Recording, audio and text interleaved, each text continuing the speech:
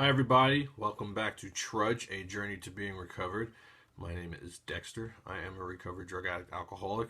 I hope everybody's doing well, and let's get back to doing the work that we finished last week. We ended up with finishing the chapter more about alcoholism, and that was a really important chapter.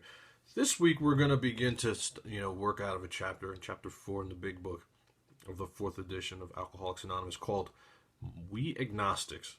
This chapter was a turning point for me. This was a very important chapter in the grand scheme of me coming to believing in a higher power and starting to have a spiritual awakening. So that's where we're going to start with this week. Before we start, we're going to open up like we always open up with our third step prayer for those of you who care to join. It's on page 63. For those of you who are just now joining the program, and for those of you who have been with me since the beginning when I started this program a couple months back, we know that this is going to be highlighted pink. Pink is for prayers. So let's go ahead and start with that, and then we'll get into the work, shall we? Let's take a second, invite God in.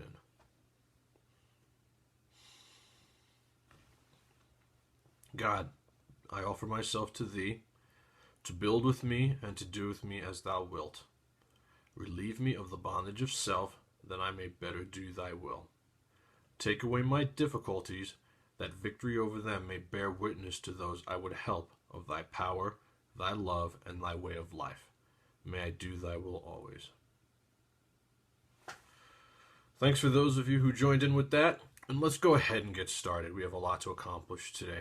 On page 44, chapter 4, We Agnostics. So, right off the bat, I was unaware that atheist and agnostic didn't mean the same thing. I kind of really confused both of them. I just didn't know, The way I was taught is agnostic means without spiritual knowledge, okay? So we're speaking to those people who are without spiritual knowledge as they come in to moving through that first step, and we're going to begin to start through the second step, that just don't understand what it is that we're trying to accomplish here. And there are some atheists that this will speak to as well. This is a very powerful chapter, and this kind of really propelled me to getting through those second and third steps. I really appreciate what's written in this chapter.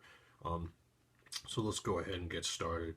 For those of you that have been doing this work for me from day one, the first paragraph is really powerful, and it's POY, it's orange, okay? It starts with, in the preceding chapters, you have learned something of alcoholism, the doctor's opinion, more about alcoholism, okay? We hope we have made clear the distinction between the alcoholic and the non-alcoholic. Bill W., when we wrote this, they want you to make the distinction. If you're a weekend warrior, if you're just a hard drinker, you may not need this solution. They want you to diagnose yourself. That's what we talked about, the green, the actions, and taking the first step, that controlled drinking. We want you to find out. No one can tell you that you are. It's for you to find out, okay? It says, if when you honestly want to, and the word is honestly, obviously, without honesty, we're not going anywhere here, you find that you cannot quit entirely, or if when drinking you have little control, there's that word again, that control and choice, okay? When you have little control, that's going to be circled, over the amount you take, you are probably an alcoholic. Over the amount you take, you're probably a drug addict. And whatever it is, again, remember, guys, that the single-minded focus of this book at the time it was printed was alcoholism, right? But this works for drug addiction. This works for sex addiction, gambling. How do I know? Because I struggle with some of that stuff. There's a lot of outside things that people think don't belong here, can't be arrested here, can't be fixed here. I'm here to tell you the book talks about solving all your problems, not just your alcohol problem. And we're going to talk about that on the next page when we get to POI VIP. So, if that be the case, you may be suffering from an illness, and we think it an illness, okay, and a disease. The word illness is going to be circled, which only a spiritual experience will conquer. The word only is circled, okay? So that's a powerful paragraph to, we're right out the gate with that paragraph is telling you that if you are that hopeless alcoholic or that hopeless drug addict, you might possibly be suffering from an illness which only a spiritual experience will conquer, okay? We're going to reference a couple pages right off the bat to that spiritual experience. Let's reference page 92.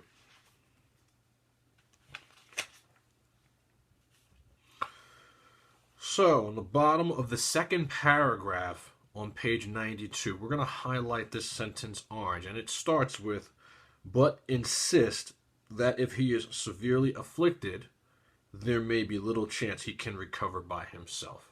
Okay?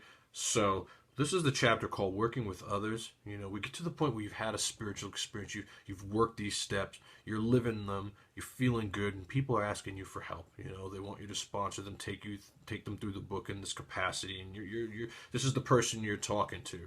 You know, that person, that hopeless drug addict, that hopeless alcoholic. You know, they're telling you that if you are like us, if you are afflicted to the point where you've placed yourself beyond human aid, you know, there may be little chance that you are going to recover on your own. Okay, so we're going to reference page 92 from page 44.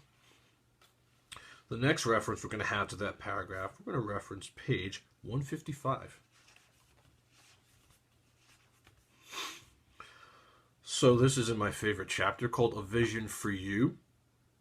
The second paragraph from the top of the page is going to start off being highlighted orange. And this is the meeting between Bill W. and Dr. Bob Smith. Okay? And it says, when our friend related his experience, which is Bill W. At the time he was 12-stepping Dr. Bob, the man, who's Dr. Bob, agreed that no amount of willpower he might muster could stop his drinking for long. Okay, so that's all highlighted. It's going to continue on being highlighted. A spiritual experience, he conceded, was absolutely necessary. That last sentence is all going to be underlined as well. He's telling you that he's tried several different methods of getting sober, and none of them have worked. Many of them were spiritual in nature or of the religious variety for Dr. Bob, but none of them worked. The words "was absolutely necessary" are also circled. You know, and that's kind of what happened to me. You know, I had tried so many different things to try to arrest some of these behaviors that I was having while I was sober, and couldn't, you know, and the day came where I placed myself beyond human aid in some of those areas, you know, and the same thing that happened to me with the drugs and alcohol happened with those things, you know, and I had to come to some kind of conclusion that I had to at least give this spirituality thing a shot, because nothing else I had tried was working, just kind of like what Dr. Bob was saying there on page 155. So those are the two references from page 44. Let's go ahead and go back to page 44 and continue on. To one who feels he is an atheist or agnostic, such an experience seems impossible. But to continue as he is means disaster, especially if he is an alcoholic of the hopeless variety. So, you know, whether you're in the rooms or not in the rooms, to continue on the way you're going, you know, spells disaster. You know, for me, continuing to cheat on my taxes, run red lights, you know, not be faithful, you know, those things are eventually going to lead me back to a drink. You know, to continue drinking and driving, to continue selling drugs. Just a couple different examples to throw out there. These things spell disaster, okay? In the end, they absolutely always will end badly for the person who is engaging in these behaviors. This next sentence is going to be highlighted orange. It says, to be doomed to an alcoholic death or to live on a spiritual basis are not always easy alternatives to face. And they're not, you know, especially for those people that don't believe. You know, the agnostics and the atheists. You know, I was raised religiously. I wasn't big into it, but it opened the door for me. It made it a lot easier segue into, you know, finding the spirituality that I needed to coming to believe in a power greater than myself. Some people don't have that. It makes it really, really difficult to go to those two absolutes. You know, taking up spirituality, you know, as the, you know, the answer, as the remedy, as the resolution, you know, that relief to your problem, or continuing on with your problem. Those are hard alternatives to face. It says, but it isn't so difficult. About half of our original fellowship were of exactly that type. They're telling you about half the people that came into Alcoholics Anonymous during its inception were that way. At first, some of us tried to avoid the issue, hoping against hope we were not true alcoholics. You know, maybe I'm not really an alcoholic, so I don't need that. Only to find out later that we really are, or we're really hopeless drug addicts, whatever the case may be again. This is going to be highlighted orange. It says, but after a while we had to face the fact, and the word fact is circled, that we must, and the word must is always circled, okay, we must find a spiritual basis of life or else, you know, and or else, you know, we can add anything after or else jails, institutions, death, or else we'll go crazy. Whatever it is, we know that or else, it starts the bad, or else this is gonna happen, whatever that bad is, okay? Perhaps it is going to be that way with you, the viewer, but cheer up. Something like half of us thought we were atheists or agnostics. Our experience shows that you need not be disconcerted. So if you're coming into this thing and you don't believe, or you're just like, well, that's never going to work for me because I don't believe in God, open your mind. Be willing to at least read this and understand it and give it a shot. If you don't want to do it, if you don't think it's for you, you don't have to do anything. You don't have to do anything. The only requirement for membership is a desire to stop drinking. So if all you want to do is stop drinking, you can do that without accepting this plan that's in this book. But if you want the promises that are in this book, if you want the better way of life that entails just not putting a substance in your body, it just told you there's certain things that you must do. There's over 100 musts in this book, and there's a few rules as well. And that's the steps that we're talking about taking to having that spiritual awakening. So, if a mere code of morals or a better philosophy of life were sufficient to overcome alcoholism, many of us would have recovered years ago. The word recovered is circled, and it's always circled anytime you see it in this book, because that's what we're talking about. This is the journey to being recovered, not recovering, not suffering daily at the hands of this disease, or just, treading water via abstinence, but recovered, okay? But we found that such codes and philosophies did not save us, no matter how much we tried. We could not wish to be moral. We could wish to be philosophically comforted. In fact, we could will these things with all our might. But the needed power wasn't there. So it's telling you that, that human power, it's just not enough. Your willpower, no matter how strong you are mentally, it will not be enough. It says, our human resources, as marshaled by the will, were not sufficient. They failed utterly. The word utterly, I have that word circled. They're telling you they didn't just fail, it just bombed. Like whatever you tried, it failed miserably, okay? And that's been my experience. Thinking that I had this thing licked because I'm putting a lot of abstinence between this substance or that substance, or this behavior or that behavior. I always went back. Always. And when I went back, it was like a full-on inferno compared to the spark that got me to stop in the first place, okay? It was always, always, always worse. So, the next paragraph, the next, couple sentences, I think are the most important sentences in the entire book. For those of you who have been working with me since day one, you understand that this is going to be POI VIP. It's the most important point of interest. The entire book is going to be highlighted orange. It says, lack of power, that was our dilemma. The word was is circled, okay? That was the problem. That's not the problem anymore. If we're doing this work and living these steps, and following the clear-cut directions that are in this book, we are beginning to have a semblance of a power greater than ourselves, in our lives. The psychic change is starting to take hold. We're feeling different as we work through the first 3 steps, and that was the problem. Okay, now we're starting to have the power to deal with these life problems, not just our alcohol problem or our drug problem, but what comes up in life. Okay, it says we had to find a power by which we could live. And it had to be a power greater than ourselves. A power greater than ourselves, that's going to be underlined. It's in italics. It's important. And again, this is not about, you conforming to worshiping Jesus or Yahweh. This is not about that. Your higher power doesn't have to be my higher power. Dude, your higher power could be the force. It doesn't matter. It's a power of your greater than yourself, of your own conception. Like when Ebby Thatcher told Bill, why don't you find your own conception of a higher power? And that's the turning point for Bill W. That was a turning point for me. That's been a turning point for thousands of recovered drug addicts and alcoholics throughout history. Okay, it says obviously, but where and how are we to find this power? It's not a power you just go to the store and purchase, or sit in a church and it comes to you in this capacity.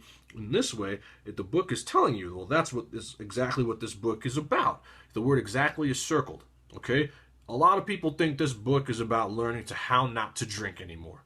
And there are parts of this book that speak to that. This is an education tool. It's a basic text. It's meant to be studied and then put into action and lived.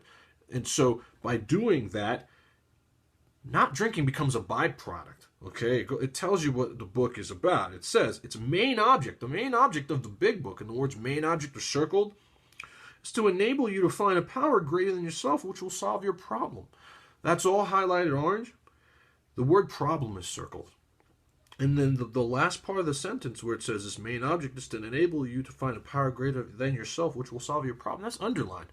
So we're doing a whole bunch of stuff to this because it's the most important point of interest in the entire book. It doesn't say anything about a specific problem. It doesn't say your drug problem, your sex problem, your gambling problem, your alcohol problem. Whatever problem you have. My nail-biting problem got arrested at the hands of this work. It doesn't matter what the problem is, okay? So that power greater than yourself, that spiritual help that the book talks about accepting as being the solution, that's what we're talking about here. The abstinence around the issue, that becomes the byproduct. The focal point here is a better way of living, a design of living that really works, even in the rough going. I've gone through some amazing hard times, but having this program, having a higher power of my own conception in my life has gotten me not only through those hard times, I've come out the other end shining. Which is something I never could have done just by putting abstinence between a substance. 9 out of 10 times I would have gone back to that. And there's no amount of clean time or sobriety time that you can put between those two. We just talked about that and more about alcoholism. That's going to give you the kryptonite against this disease. Men of 25, 30 years have gone back out, after that one thought of maybe I could just have one, or maybe I could do that like a gentleman, or maybe I just only do it on the weekends. We know if you're a hopeless alcoholic or a drug addict of that variety, that is not the case. Okay, we've gone over that. So, again, let's reference page 42 in reference to the problem being removed. So let's go back a couple pages. Bottom of page 42. This is going to be POI, yellow. Yellow is for promises, okay? It says, quite as important was the discovery that spiritual principles would solve all my problems. Okay, again, not my drug problem or my alcohol problem or my gambling problem, all your problems. Okay, well, where do you find these spiritual principles? They're embodied in our steps.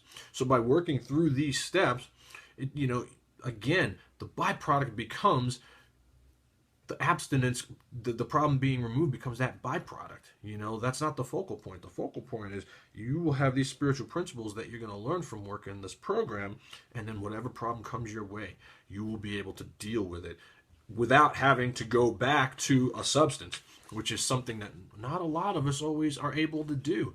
It's like, why do you think you see people with double-digit years still go back out? You would think after that time frame of abstinence that they would have it licked.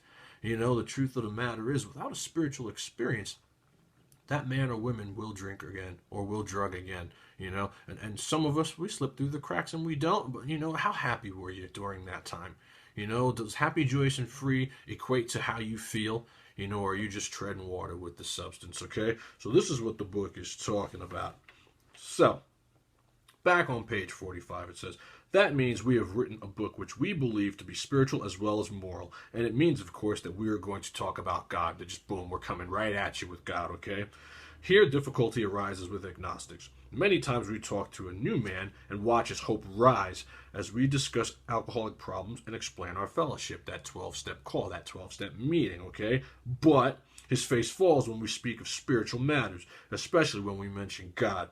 For we have reopened a subject which our man thought he had neatly evaded or entirely ignored. A lot of people, that word screws with them. A lot of people don't want to talk about God, hear about God. They get turned off by it. Period. End of statement for them. The conversation's over for a lot of people at that point. We know how he feels. We have shared this honest doubt and prejudice. Some of us have been violently anti-religious. To others, the word God brought up a particular idea of him with which someone had tried to impress upon them during childhood. Perhaps we rejected this particular conception because it seemed inadequate. With that rejection, we imagined we had abandoned the God idea entirely. We had bothered with the thought that faith and dependence on a power greater than ourselves was so much weak, even cowardly. We looked upon this world of warring individuals, warring theological systems, and inexplicable calamity with deep skepticism. We looked askance at the many individuals who claimed to be godly. How could a supreme being have anything to do with it at all? And who could comprehend such a supreme being anyhow? Yet in other moments we found ourselves thinking, when enchanted by a starlit night, who then made all this? I mean, like, right? Where'd the earth come from? Where'd all this stuff come from? There was a feeling of awe and wonder, but it was fleeting and soon lost. And I experienced a lot of that. While I did come into the program believing in God, it was never the nucleus of my program. The God of my understanding was always about foxhole prayers and swearing off, and I'll never do it again if you just get me out of this last jam. It was never predicated on the power of God, start to finish. And I remember feeling like this is not going to work for me. I don't do religion. I'm not really big on the God in that capacity, and I don't know. But then at other times having that feeling of, wow, well, maybe there's something to this, because how did this all get here? And it was fleeting and soon lost for me as well. Like a lot of times thinking, well, maybe I can do this. Maybe I can not drink. Maybe I cannot drink. Maybe not drug. Maybe I cannot do this. And then I would always go back. Well, maybe this could work for me if I just kind of be willing and open to understanding a power greater than myself. No, I'm not going to. I went back and forth like a tennis match with that for a long time before I was beaten in the rooms and willing to finally work the steps and be open enough to taking steps 2 and 3 as seriously as they're written in this book, and understand that they have paramount importance to attaining that spiritual experience, which will have not only your problems arrested, but give you that better way of life. So the next paragraph is going to be highlighted orange. It says, we of agnostic temperament have had these thoughts and experiences. Let us make haste to reassure you. We found that as soon as, and there's that jumping point again, those words as soon as, we're going to circle them, that implies action, okay? As soon as we were able to lay aside prejudice and express even a willingness, the word willingness is going to be circled as well, to believe in a power greater than ourselves, we commenced to get results, even though it was impossible for any of us to fully divine or comprehend that power which is God. So it's telling you, as soon as you get willing to at least consider this as being a possibility of you getting well, you're going to commence to get results. That's been my experience, and that's been the experience of thousands of recovered alcoholics and drug addicts throughout history. It just takes that willingness to be open enough to thinking that maybe this can work for you, and then putting some action behind it, and then seeing where it goes from there. This next paragraph is going to be highlighted yellow. Okay? Yellow equals promises. These are the second step promises, folks, okay? It says, much to our relief, we discovered that we did not need to consider another's conception of God. Again, it's not about me finding your God or believing in what you believe in. That's not how this works, okay? Our own conception, however inadequate, was sufficient to make the approach an effect to contact with him. As soon as, those words are going to be circled, again, that jumping off point, that action. As soon as we admitted the possible existence of a creative intelligence, which is just another way of saying God of your understanding, or spirit of the universe, underlying the totality of things, we began to be possessed. The word possessed is going to be circled. Okay? It's telling you that this is something that's going to take a hold of you. Okay? It's not going to be just something you think. A new way of thinking for you. It's going to be something that you feel. Okay, this is something that's going to get in you. It's going to be your life and your blood. It's going to be part of who you are. Possessed by a new sense of power and direction, provided we took other simple steps. So it's telling you, you got to take the steps. You got to finish these steps. You got to work these steps in their entirety. Okay, we found God does not make too hard terms with those who seek him. To us, the realm of the spirit is broad, roomy, all-inclusive. Okay, it's telling you, all-inclusive. Anyone can get up in here, okay? There's room for everyone. It's not like some kind of bandwagon where it gets full. Come on in. We welcome it. We want you here. God wants you. This is it. Okay, there's plenty of room. Okay, never exclusive. So it's not the type of thing that if you're black or Chinese that you can't come in, or like if you're a Jewish person or a Buddhist that you can't come in. It's never exclusive. It's all inclusive, okay? Or forbidding to those who earnestly seek. You know, if you have that willingness to earnestly seek and cultivate a power of your own and connect with that power and use it as the focal point of your program, it is there, okay? It is open, we believe, to all men, okay? And women too. You know, bring it on. It is here. Okay, so those are some second step promises. These are some things that, you know, as you work this program and you go back and read the parts of the book that we've already gone through, the yellow parts, and you read these things and ask yourself, are these things happening for me? You know, if the answer is yes, you're on your way. You know, more than likely, if you're working this program the way it's written down, these clear-cut directions that you know I'm professing to you week after week and teaching you guys, these things are going to happen for you. At least that's been my experience, and that's been the experience of pretty much everybody that I've worked with that has followed the directions that are written so eloquently in this you know, this manuscript, this basic text. Okay, so page 47, top of page 47, highlighting orange here, it says, "When therefore we speak to you of God, we mean your own conception of God." Okay? The word conception is circled. That whole sentence is highlighted orange. So, again, it's not about you believing in my God. It's not about me believing in your God. You know, what we're trying to get you to do is to have your own conception of God. Okay? This is not about me praying to the east or any of that. This is about my own conception. Okay? You could call your God Harry for all I care. You know, it could be the Force. You know, it could be whatever you want. It's your own conception, okay? It says this applies too to other spiritual expressions you will find in this book. Do not let any prejudice you may have against spiritual terms deter you from honestly asking yourself what they mean to you. You know, find what does that mean to you? Find that out. Ask yourself, mean that, okay?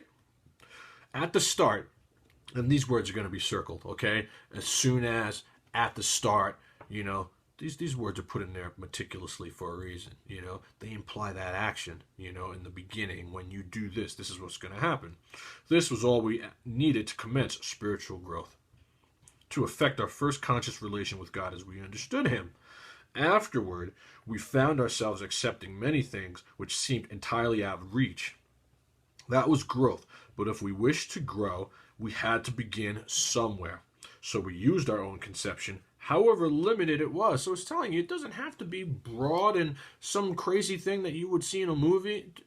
All you need is the willingness to make a start, and you're going to find it, okay? It will come to you, and it grows over time. My higher power, my conception of a power greater than myself, it continues to grow. You know, in the 2+ years I've been doing this, almost 3 years I've been doing this, it continues to, you know, show itself to me more and what that means for me and how it feels. It's not something that just kind of creates itself and stays that way, you know? Change happens, you know? The only constant in my recovery is change, okay?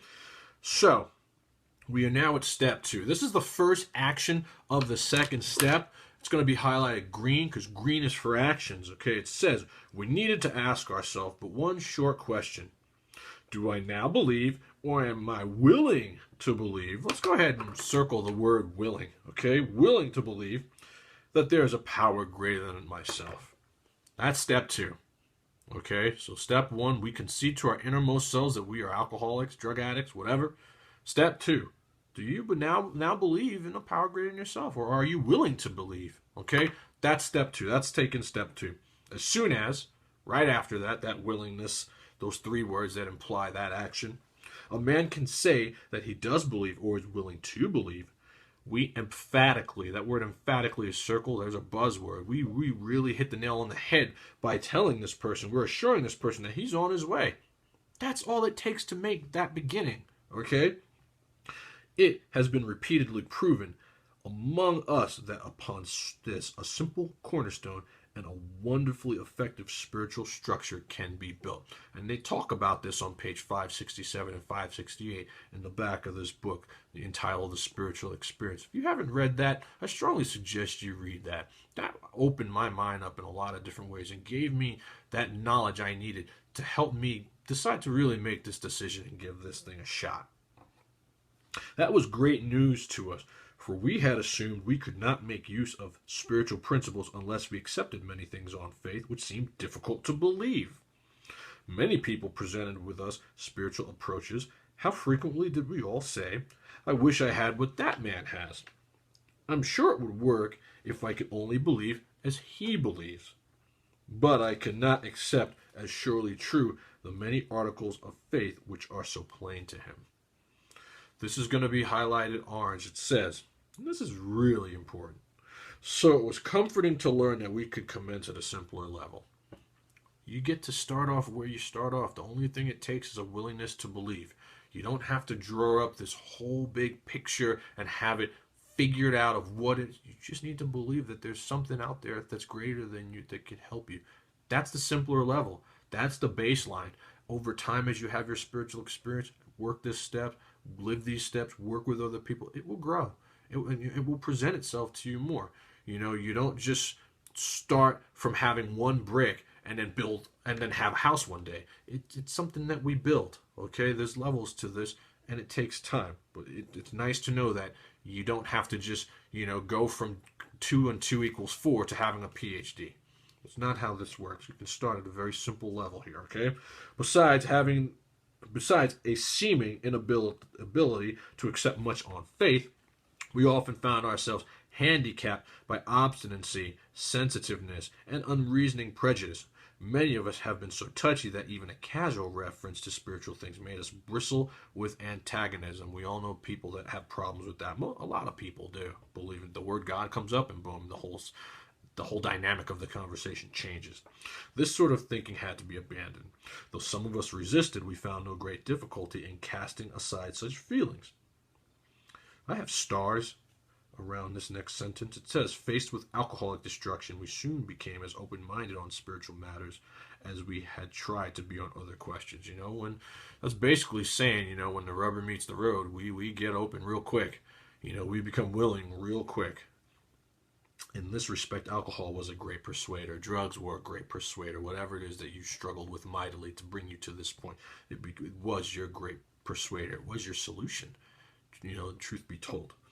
It finally beat us into a state of reasonableness. You know what I mean? I was beaten into submission in the rooms, with 11 years of sobriety, 11 years of clean time, I had no program. I had to struggle in the rooms without the steps, dry, or picking and choosing what steps I wanted to work, hemming and hawing around to be beaten. Again, beaten like the day I walked into my first 12-step meeting, tore up from the floor up, not being able to put 2 minutes between drinking, that's what it's talking about, okay? It becomes your great persuader. Sometimes this was a tedious process. We hope no one else will be prejudiced for as long as some of us were. Some of us it takes longer. Some of us will never believe, some of us will never take the spiritual solution. It's their choice. No one's making anyone do this. Again, though, if you want the promises that are written in this book, there's certain things that you must do. This is an important chapter to helping people who struggle with these problems get to that point. The reader may still ask why he should believe in a power greater than himself. We think there are good reasons. Let us look at a few of them. The practical individual of today is a stickler for facts and results. Nevertheless, the 20th century readily accepts theories of all kinds, provided they are firmly grounded in fact. We have numerous theories, for example, about electricity. None of us, we never, really question it. We turn the light switch on, it goes on. We turn it off, it goes off, right? Everyone believes them without a murmur of doubt.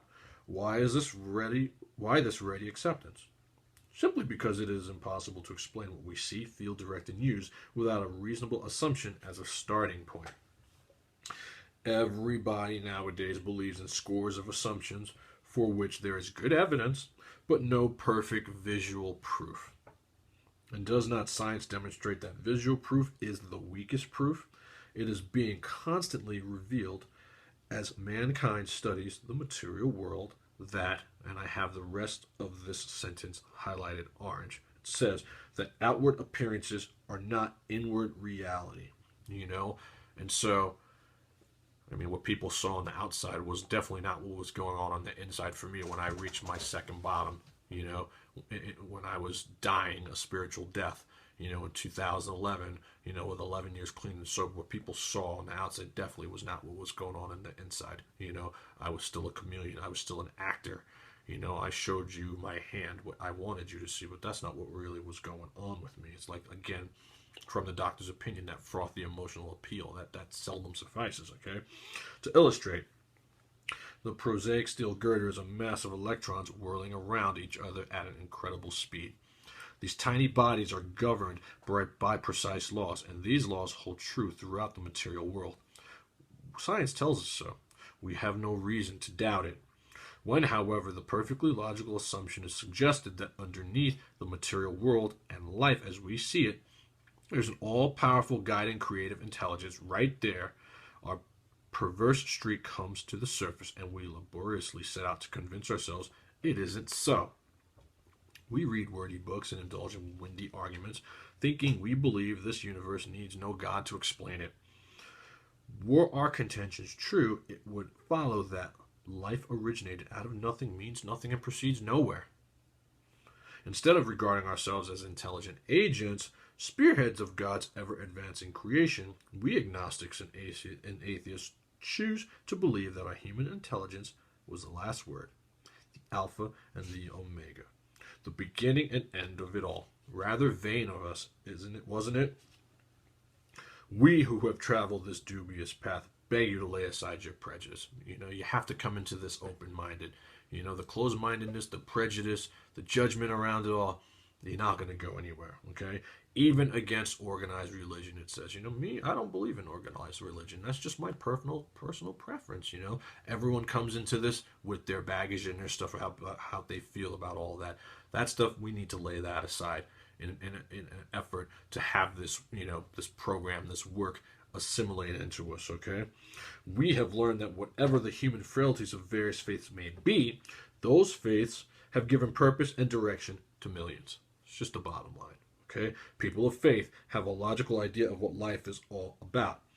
Actually, we used to have no reasonable conception whatever.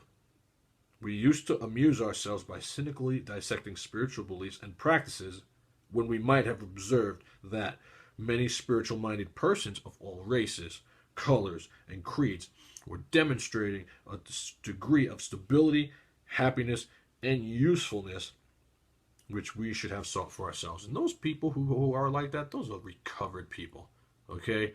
They're happy, they're joyous, they're free, they're stable, they're confident, never cocky. That's what we're talking about. That's what we're trying to achieve. That's the goal we're trying to achieve here. So, let's do a little bit more. Coming up on 45 minutes. Yeah, we have some time to do some more. Instead, we looked at the human defects of these people and sometimes used their shortcomings as a basis of wholesale condemnation. Okay, and we've all done this judging that we do. It's a terrible character defect that I have had, that I have had to really work on. Many, many human beings suffer from this. This is going to be highlighted orange. It says, we talked of intolerance while we were intolerant ourselves. We missed the reality and the beauty of the forest because we were diverted by the ugliness of some of its trees. The next sentence says, we never gave the spiritual life a fair hearing. I have that underlined. I have 2 stars around it, and I never did. What I thought, it was just pure judgment, In our personal stories, you will find a wide variation in the way each teller approaches and conceives of the power which is greater than himself. Whether we agree with such an approach, and I have whether we agree with such an approach underlined, or conception seems to make little difference, and it does. It's not my job to judge your higher power or what you do, or that's not why I'm here. Okay? Experience has taught us that these matters are about which, for our purpose, we need not be worried. They are questions for each individual to settle for himself. This is about the individual and how they come to believe and what they believe. And it is not about me condemning or pointing fingers or trying to find cracks in your program. That's not why I'm here. That's not the purpose of this, okay? On one proposition, however, these men and women are strikingly agreed. Every one of them has gained access to and believes in a power greater than himself. This power has in each case accomplished the miraculous, the humanly impossible. As a celebrated American statesman put it, let's look at the record. So, this last paragraph, these are more second step promises. They're going to be highlighted yellow. Here are thousands of men and women worldly indeed. They flatly declare that since they have come to believe in a power greater than themselves, to take a certain attitude towards that power and do certain simple things, those simple things are work the steps, there has been a revolutionary change. That's that psychic change, that spiritual experience, okay, in their way of living and thinking. In the face of collapse and despair, in the face of the total failure of their human resources, and this is going to be underlined as well as highlighted yellow, it says, they found that a new power, peace, happiness, and sense of direction flowed into them. That's that higher power. That's that spiritual experience taking place. That's that opening, that willingness, that beginning, that God consciousness coming in. This happened soon after they wholeheartedly, and the word wholeheartedly is circled, okay? They wholeheartedly met a few simple requirements. I have simple requirements underlined, and those are the steps. You know, the simple requirements are the steps, okay? That honesty, that open-mindedness, and that willingness to work this program the way it's written, to follow the clear-cut directions that are in this book, okay? Those things happen to people who do this work, okay? That's been my experience. You know, I go back and I read the second step promises. I'm like, yep, that happened to me, you know, and it's happened to people who have taught me and who I've worked with. You know, we have this baseline. We get to look at this tangible evidence of this happening to others. This is going to be highlighted orange. It says, once confused and baffled by the seeming futility of existence, they show the underlying reasons why they were making heavy going of life. Leaving aside the drink question, they tell why living was so unsatisfactory. That's all going to be highlighted orange. And I'm running out of gas, so we're going to go ahead and stop there. And we will continue on with We Agnostics Part 2 next week. And we will go ahead and finish the chapter. That's a good stopping point. That's halfway through the chapter.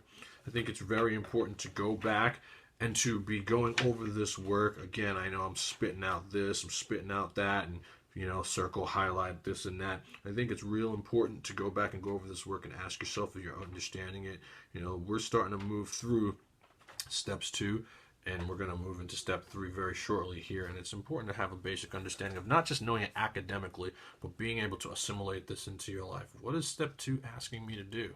You know, am I doing that? Am I willing to open my mind to the possibility of a power greater than myself being able to restore me to sanity, to give me this better life, and to also remove this issue I have that I've brought to the table, whether it's drug addiction, alcoholism, whatever it is, okay? And so that's all for Trudge today. I love that chapter, and I'm looking forward to continuing on and completing it with you guys. I hope everyone is doing well. I really hope this is working for you, and I hope that this is making sense and you are understanding it. You know, in the beginning, it's 2 + 2 = 4, but as we start moving through these chapters, you know, that simple addition and subtraction is going to start turning into fractions and long division. And, you know, and as we get further on into action in some of the later chapters, it's like statistics and logarithms and all kinds of crazy stuff, you know. And it's like, if you can't do the bare bones and understand the basics, you can have a hard time understanding those later conceptions. And that's why I think it's important to study this. Hopefully you, the viewer out there, have a sponsor who is helping you in this capacity, who has done this, you know, who's this like using me as just, you know, a tool to help, you know, solidify what you're being taught. But if that's not the case, know that this can work for you the way it is, just by following what I'm saying and using the clear-cut directions that are outlined in this book. But it has absolutely become apparent to me throughout my time in working the program that I have to feed it. I have to go over the work. I have to look at it. I have to understand it. And I have to assimilate it in my life. Knowing the big book academically never brought a man or a woman to having a spiritual experience. There's some actions that we have to follow to get to that point, and that's what I'm trying to convey to you, the viewer. So until next time, I want to thank you folks for allowing me to serve, to do this work. I feel like doing this work helps me stay recovered, you know, by reaching out to other people and freely sharing what was so freely given to me. it makes all the difference in my program, and I feel amazing. I feel fantastic, and nothing makes me happier than sharing this gift with another human being. So I hope you, the other human being on the other side of this iPad right now, is understanding this and getting this and feeling good. Because you know what? I'm feeling good, and I'm going to continue to do this because I don't want to stop feeling good, you know, and I don't ever want to go back to the life that I led, not even the life that I led out in the streets. You know, I'm talking about the life I led sitting in meetings with time, a decent amount of time, double-digit years of sobriety, feeling like I wanted to die. Never again. So until next week, thanks for allowing me to serve. I hope you guys are doing well, and hope your families are doing well and all that, and I hope you're enjoying life. Namaste.